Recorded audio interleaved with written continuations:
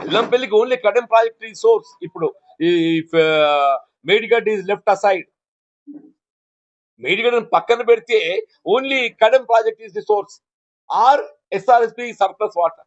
ఇప్పుడు SRSP surplus water కానీ కడెం కానీ ఏదైతుందో మనం పొందలేని పరిస్థితులలో వృధా పోయేటువంటి ఒక ప్రాణహిత నది జలాలను మళ్లింపు చేసుకుని వాటి వాడుకోవడం మన హక్కుగా భావించేది ఇస్తుందో రాజశేఖర రెడ్డి గారు తుమ్మడిహట్టి వద్ద బ్యారేజీ నిర్మాణం చేసి నీళ్లు మళ్లింపు చేయాలని భావించారు.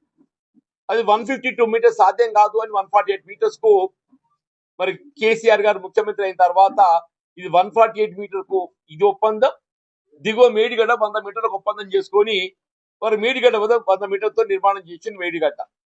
అసలు whatever are the reason, అది నిర్మాణ లోపమా నిర్వహణ లోపమా, ఇంతవరకు ఏదైతుందో మేడిగడ్డ బ్యారేజ్ రెస్టరేషన్ ఆలోచన లేదు.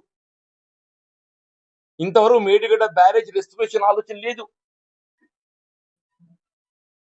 ఇప్పుడు defective liability responsibility is there with the contractor అంతో చేపించలేకపోతున్నారు.